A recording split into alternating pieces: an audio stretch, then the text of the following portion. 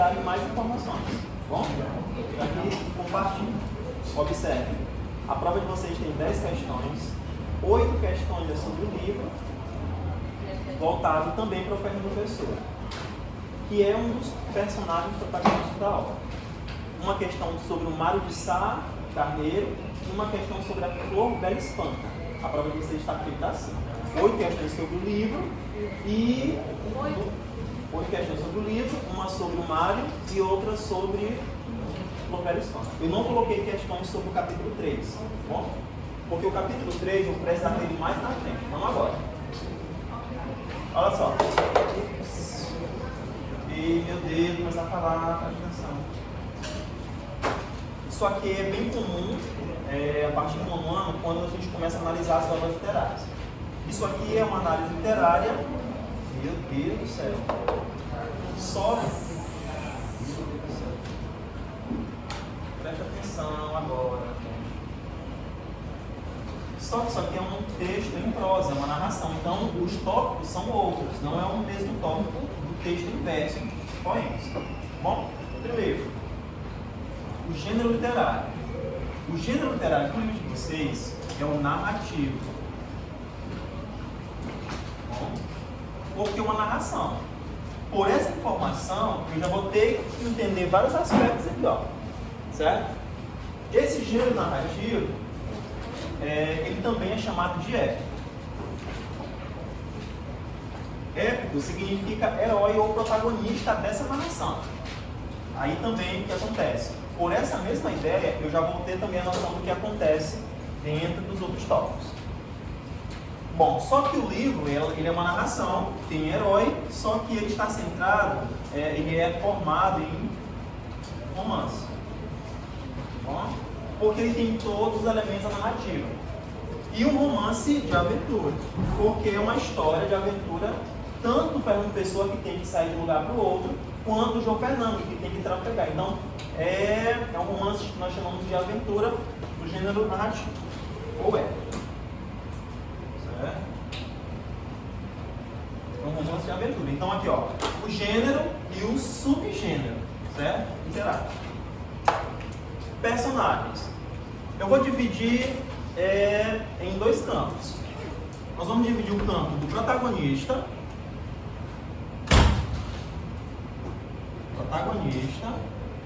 E eu vou colocar os outros que nós chamamos na literatura os secundários.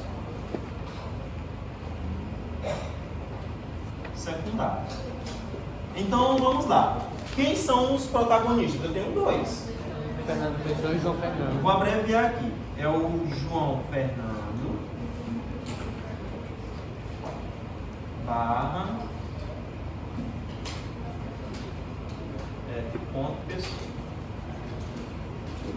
Bom? Por aí começa a técnica narrativa. Olha só o que eu posso considerar moderno a partir daqui. Álvaro Cardoso Gomes, criou um livro onde ele coloca ao mesmo tempo dois protagonistas, dois heróis, dois personagens que são o centro da narrativa. Isso não é comum. Isso é uma liberdade de criação narrativa do modernismo. Entendeu? É um aspecto que já se vai destacar nas obras modernas. Essa ideia de ter um protagonista que ele permanece. Dois protagonistas. Foi? Então, e os secundários? Aqui eu vou resumir por campo. Na verdade, aqui são mais as famílias que vão participar. Por exemplo, eu vou colocar o primeiro grupo. Os irmãos. Desculpem, vamos colocar os pais. Que aparecem tanto os pais do João Fernando quanto do Fernando Pessoa. Então, o primeiro grupo são o grupo dos pais. O João Fernando tem a mãe, que é a Marina, e o Pedro. O Fernando Pessoa começa a narrativa só com a mãe. Ele já começa a narrativa com a ausência do pai, que morreu. E, ao mesmo tempo, já entra o casamento da mãe com um general, com um militar, que tem que se apresentar na África do Sul. Então, os pais e padrasto do Fernando Pessoa. Outro grupo, os irmãos. No caso aqui, só do Fernando Pessoa. Porque o João Fernando, ele é filho único, né? Ele é filho único. Então, o Fernando Pessoa tem irmãos, morre, mas eles parecem narrativos. Outro grupo, um grupo de pessoas comuns. professor, pessoas comuns. Principalmente na vida do João Fernando. Ele vai ter o patrão dele, as pessoas o padrinho, que é o tio, que é tio também. Ele vai ter as pessoas que trabalham no restaurante, né? Que também vão fazer parte da vida dele. O Fernando Pessoa, ele vai ter os amigos, que são os poetas, que vão aparecer. A tia dele, que ele mora, né? Que é, você vai entender um pouquinho, que é meio que a explicação do Alberto Caeiro. Então, essas pessoas comuns, né? Vou colocar pessoas comuns. Pessoas comuns. Bom? Grupos. Para quem lê o livro sabe quem são esses grupos, tá? As pessoas. Espaço ambiente. Pode ser um espaço psicológico, fantasioso, né? Fantástico, ou pode ser algo real. Quando for espaço é porque é mais amplo. Quando for ambiente é porque são lugares mais fechados, lugares físicos, né? Então eu tenho dois grupos. O espaço mais no geral, eu tenho, por exemplo, Portugal. Ele tem a África do Sul. Esse espaço aqui é compartilhado pelos dois, tanto pelo João Fernando quanto pelo Fernando Pessoa.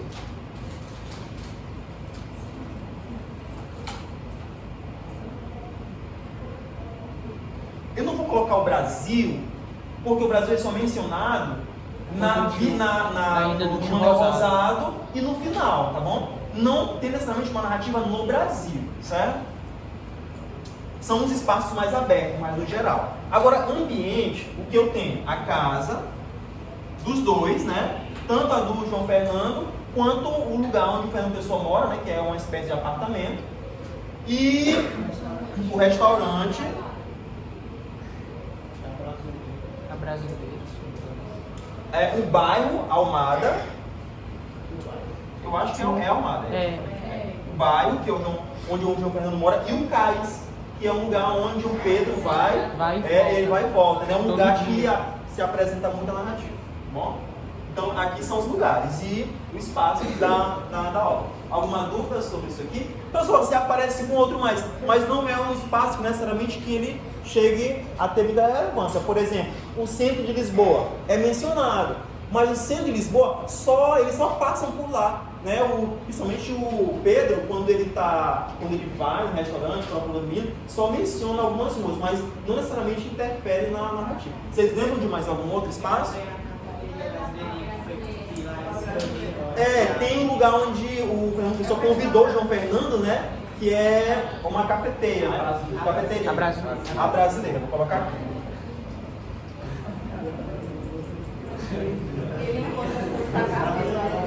Isso.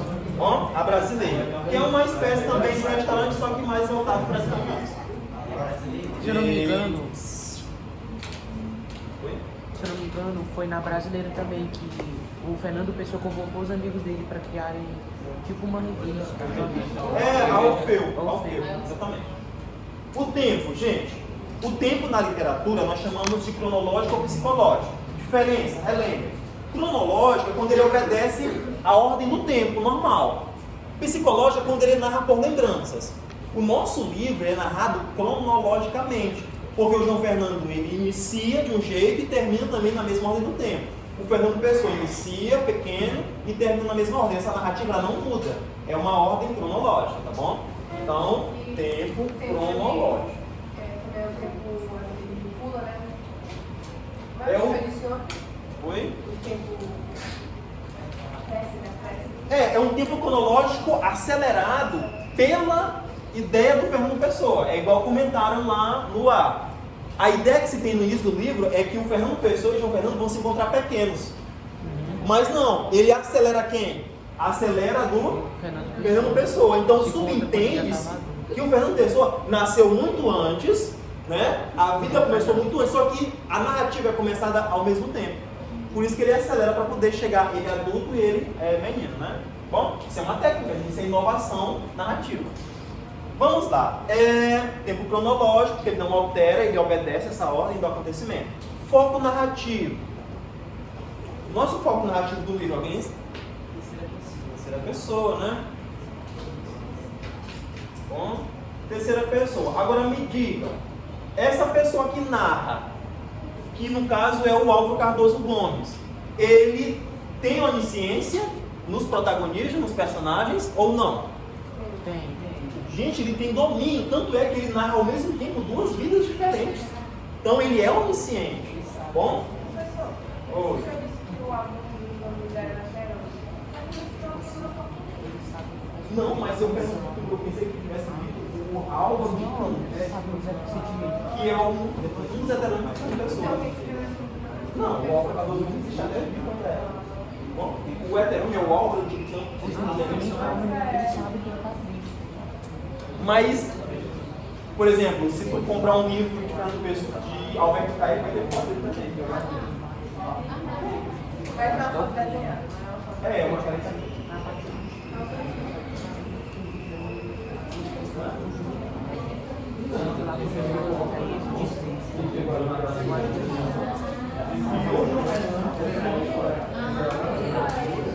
Gente, olha só o que aconteceu aqui, ó. Ei, meninos, eu já esperava esse tipo de confusão, porque o Álvaro Cardoso Gomes é um amante de Fernando Pessoa. Então o que acontece? O que aconteceu? Álvaro Cardoso Gomes é um autor real, vivo, está aqui a fotinha dele, ó, autor ativo brasileiro. O que foi que ele fez? Ele pegou a vida do Fernando Pessoa, biografia, poemas, tudo que ele conhecia, criou o João Fernando e juntou as histórias. Agora, quem é que realmente não existiu aqui? O João Fernando, porque é uma criação literária, e os heterônimos do Pessoa.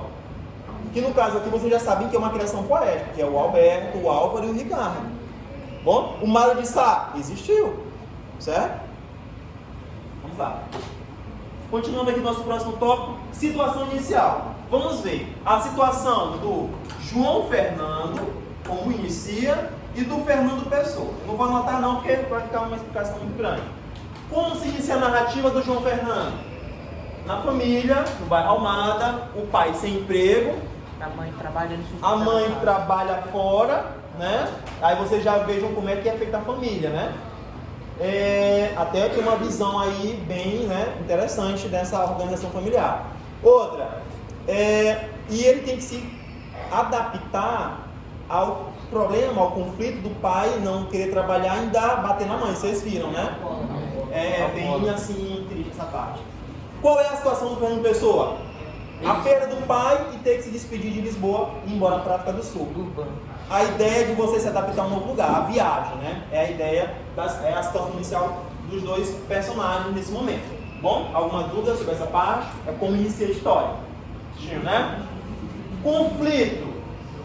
Vamos lá para o conflito de cada um. O conflito do João Fernando e o conflito do Fernando Pessoa. É quando ele perde o pai e a mãe tem que ir embora para o Sul porque ela arranjou outro casamento. Ela até diz no livro que não é bom que uma mulher fique sem casar. E ele fique sem pai, ela até diz, tá bom? Então essa é a situação inicial, tá bom? Ei, conflito. Gente, isso aqui não é necessariamente uma briga, eu poderia muito bem colocar no João Fernando, ele apanhando do pai, ou então o pai batendo na mãe, mas não é isso, necessariamente o conflito. O conflito é ele ter que lidar com a pobreza, ele ter que lidar com a violência do pai. Então o conflito é o que ele tem que resolver, é o que vai prevalecer de problema na vida dele do início ao fim. E o que prevalece é a pobreza, ter que trabalhar, é ter que lidar com a perda da mãe, por causa de quem? Da violência do pai, porque na descrição vocês viram, a mãe dele ficou muito alterada, a pressão arterial subiu e deu um AVC. Então ela foi para o hospital e depois morreu. Então, oi? Como é que é? Quando a mãe dele morre, O que tem? é considerado É considerado o quê? um clímax. Não, ainda não. Ainda não. O clima queima os livros. Calma, exatamente, é um pouquinho depois. Aí o que acontece? É o conflito que ele tem que resolver. E o conflito do Fernando Pessoa? Ele perdeu os irmãos, ele era o mais velho, mas ele gostava muito, no livro conta que ele gostava muito do irmão dele, que era também chamado de quem? Era Jorge, se não estou enganado o nome do irmão dele, Jorge Fernando. Então, foi pequeno e também a irmã dele, se eu não estou enganado, Maria Henriqueta. Henriqueta Madalena. Então ele perdeu os irmãos e logo depois ele perdeu quem? A mãe. Então ele também vai perder. E aí o que acontece? O conflito dele, a perda, e depois ele teve que voltar com saudade de Lisboa. Então ele teve que se adaptar com a saudade de ter que morar longe da sua terra. E também com as perdas familiares, pais, irmãos, depois a mãe. Então ele também sofre perda. Então é o conflito que a gente tem que resolver, se adaptar e ao mesmo tempo perder. Na narrativa conta assim, ó, e quando ele estava começando a se acostumar com uma nova vida, lá ele vai e perde a irmã dele. Então passaram muitos dias tristes, né? Então ele vai ter que se adaptar a essas perdas e a um novo lugar. Bom, são os conflitos que a gente tem que resolver. Oi. O João Fernando, ele não vai mais estudar, ele tem que, né, só trabalhar. E outra, uma parte que entra no conflito, ele tem que suportar o pai, porque como vocês viram, ele vai trabalhar e dar o dinheiro pro pai à noite, e ainda tem que levar comida pro pai à noite. Então, olha só, é o conflito, não necessariamente uma briga, né? É aquele problema que você tem que lidar e resolver, tá bom? É uma história bem assim, que chama atenção. Mas como eu falei pra vocês, nós estamos fazendo uma análise literária. Nós estamos analisando o que está acontecendo, tá bom? É o que havia de moderno na época em termos de construção literária. Não necessariamente a história em si, né? O problema, porque é um problema que não está só no livro, né? Está nos exemplos de Atos. O clímax, vamos lá. Qual é o clímax? Professor, o que é isso? É quando você está diante do conflito que tu acha que não vai ter mais solução. Tu fica esperando como vai ser solucionado. Então vamos para cada um. Ao conflito, o clímax do João Fernando é o quê? Quando o pai queimou os livros dele. Ele já consegue trabalhar naturalmente, ele já não se atrapalha, todo mundo já gosta dele, trabalha certinho, recebe o dinheiro dele, leva de noite a comida do pai, dá o dinheiro pro pai. E aí ele já amigo do o Fernando Pessoa também gostou dele, porque ele gosta de ler, e o Fernando Pessoa nas conversas, ele se mostra muito curioso, o Fernando Pessoa gosta dessa curiosidade. Então ele começa a chamar o João Fernando para participar das rodas de amigo ali, né, sair à noite. E aí tá tudo bem, até que o problema estoura, que é quando o pai dele não aceita mais, ele chegou tarde, não trouxe a comida, não trouxe o dinheiro, o pai dele toca fogo nos livros e bate nele. Aí todo mundo se pergunta, o que vai acontecer agora? Não, mas aqui ele te esconde o dinheiro. Ei, oi? Ele esconde o dinheiro. Uma meia. Exatamente, porque ele já estava cansado. Embaixo as cartas também. E o pai não passava as cartas, né? E algumas que ele ficava, ele escondia para não. Isso. Vamos lá. Eu esperei até o último dia antes da prova para comentar justamente para. Bora. Eu não tenho culpa da insegurança de vocês. Bora lá. Aí o que acontece? Todos se perguntam o que vai acontecer agora. Aí ele vai e resolve, né? A situação natural vai ser resolvida.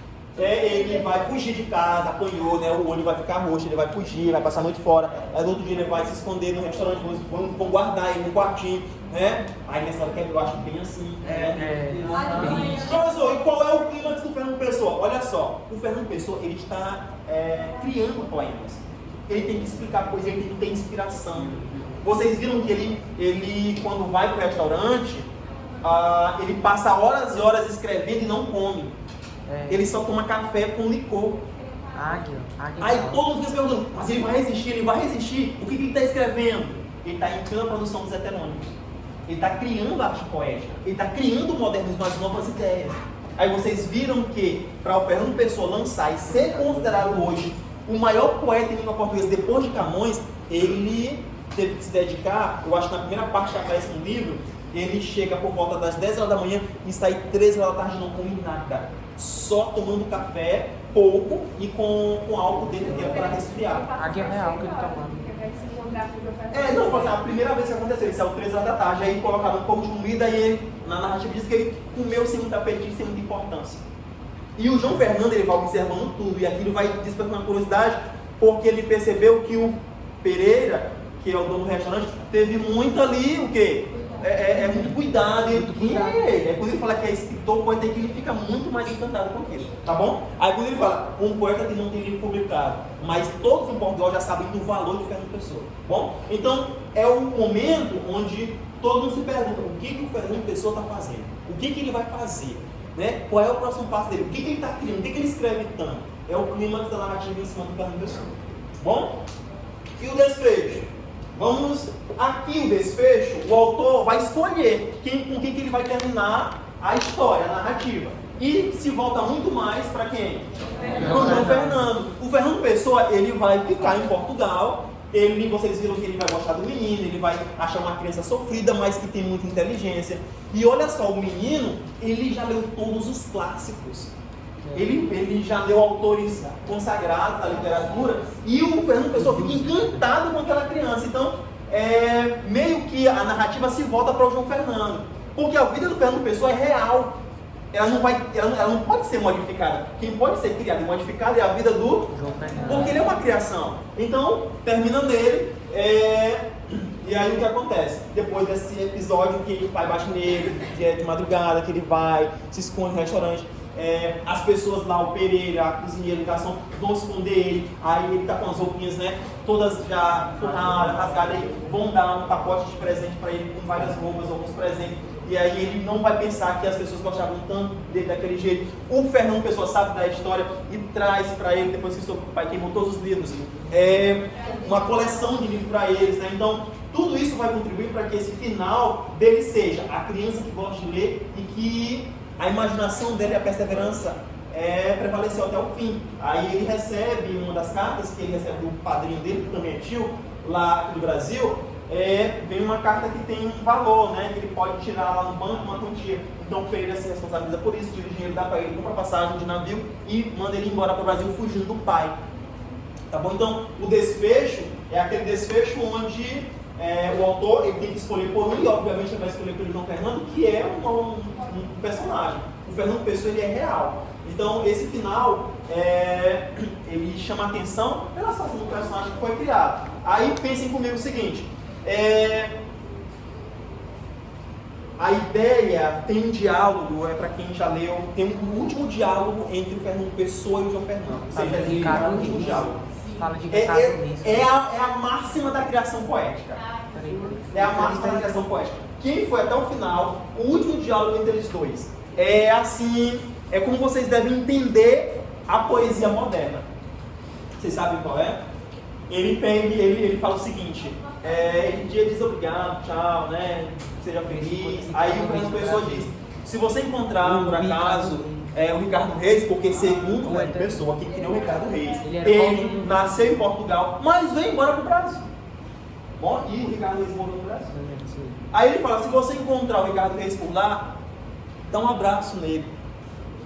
O que ele poderia responder? No início, se fosse no início, ele ia dizer, mas não existe. Isso é uma criação tua. Mas o que ele disse? Tá bom, daria um abraço. Ele concordou com a criação dele. Ele já aceitava a criação poética. Tá bom? Por isso que às vezes quando eu vou explicar para uma pessoa, eu tenho que ter cuidado com quem eu estou falando. Porque vocês podem se perguntar, mas como é que ele quer um poema e não é ele, é o outro, aquela coisa. É porque você tem que aceitar a criação, porque isso é literatura. Tá bom? E Fernando Pessoa, ele é exímio nisso. Só ele criou isso na literatura. A heteronimia, que é quando você cria uma pessoa poética e ele não sabe se é dele, se não existiu, se é ele que não existiu. Ele fala isso. Ou se isso é apenas uma criação. E aí, quando você leu, por exemplo, o Alberto Caeiro, eu tenho um livro do Alberto, do Ricardo, um livro do Álvaro, tem um livro do Bernardo Soares, dos heterônimos dele. Você pega um livro, tem biografia, tem autor, tem estilo literário, mas tu vai ver, tudo isso é o quê? É uma criação poética de Fernando Pessoa. Aí tu não sabe, o que tu faz? Eu acredito ou não? Não, só tem que ler e ver que é arte poética. É isso que Fernando Pessoa deixou bem claro no final, quando o João Fernando, ele aceita dar um abraço numa pessoa que não existe. Tá bom? Oi. Alguém chamou? Aí o Álvaro Cardoso Gomes, claro, ele é um autor, criador, então ele pegou toda essa criação de Fernando Pessoa, criou o João Fernando e criou uma obra de arte, como vocês estão vendo aí essa narração. Bom? Visão crítica do livro. Lembrem que para vocês visão crítica não é o que se fala mal, é o sentido da obra. Primeiro, a obra, a visão crítica dela, vale ressaltar, é a construção narrativa. Professor, por quê? Porque ele juntou, ele criou a união. Ei, calma, agora está piorando, vai piorar mais na prova. Olha o que acontece. Ele pega um poeta que existiu com uma criação literária, ele une as histórias e traz um sentido para a obra poética. Outra visão crítica do livro. Lembrando que visão crítica não é você fala mal. Outra visão crítica é a ideia da criação poética. Você tem que entender como se cria uma poesia. Vocês viram que o Fernando Pessoa, ele precisava refletir. E a reflexão dele veio no olhar da criança. Ele pergunta assim, o primeiro diálogo deles, eu acho que eu ainda lembro, é assim, que o João Fernando pergunta assim: mas como é que você fala de sentimentos que nunca sentiu? Aí o Fernando Pessoa fala: eu não preciso escrever aquilo que eu sinto, eu preciso apenas criar. Sinta quem lê. Ou seja, o que é a criação poética? Qual é a função do poeta? O poeta é um fingidor. Ele finge tão completamente, tão inteiramente, que chega a fingir que é dor. Como é que eu vou fingir a dor que eu mesmo sinto? Ou seja, o poeta cria. Sinta quem lê. O Fernando Pessoa é bem claro. Então, nesse diálogo, nos diálogos, na verdade, entre o Pessoa e o Fernando, ele vai deixar bem claro que existe uma arte poética que está, que ela é clara, ela existe, que ela vai fazer efeito no leitor, tá bom? Que no caso aqui vai ser a criação poética, é o que o livro vai ressaltar. Tanto também no diálogo, o Fernando Pessoa, quando ele vai explicar, comentar os outros poetas, ele comenta os estilos dos outros poetas, como é que eles construíram as poesias, tá bom? Quem não terminou de ler o livro, termine, por favor. Alguma pergunta, dúvida, sugestão, objeção?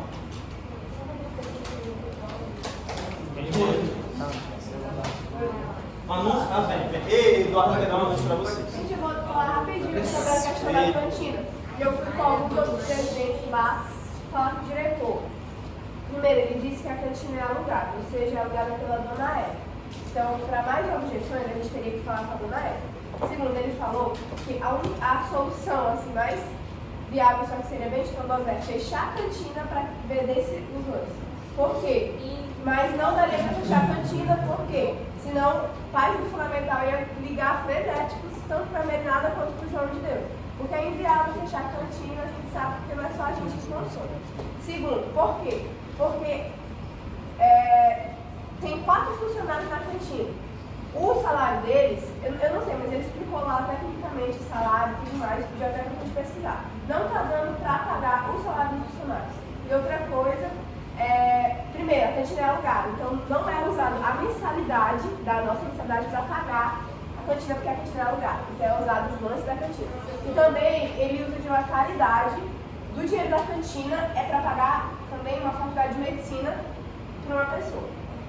Tá. Então, não está dando o dinheiro justamente para isso. E a gente deu a objeção de lanches saudáveis, na cantina, como o sanduíche natural. Ele disse que o sanduíche natural, se fosse comido na cantina, teria que ser congelado, ou seja, poderia prejudicar a nossa saúde. O sanduíche natural vendido pela Isabelle e por outras pessoas é bom porque eles vendem, eles trazem e tudo mais. E outra coisa, o que mais? Tá, mas outras pessoas, eles vão tentar falar com a dona Ellen para ver se a gente consegue mudar essa situação. Só que por agora a gente não pode fazer nada. E é tanto alunos quanto professores, A gente sabe que tem professores que vêm. E não tá dando. Deu para entender o que eu falei? E aí? Pode. Se vocês quiserem terminar alguma dúvida, pode me perguntar, que eu posso gravar também, porque Gente, os outros autores da prova, o Mário de Sá, nós fazemos texto na sala sobre o Mário de Sá Cadeira. E a Flobela Espanca, que é o feminino, também falei isso lá para vocês. Acho que até passou aqui, acho que eu não passei aqui, tá? Bom, Flobela Espanca é o último autor, depois do Mário de Sá. Tem uma questão, o Mário de Sá que é um livro. O Mário de Sá é antes do Fernando Pessoa. Tá no livro.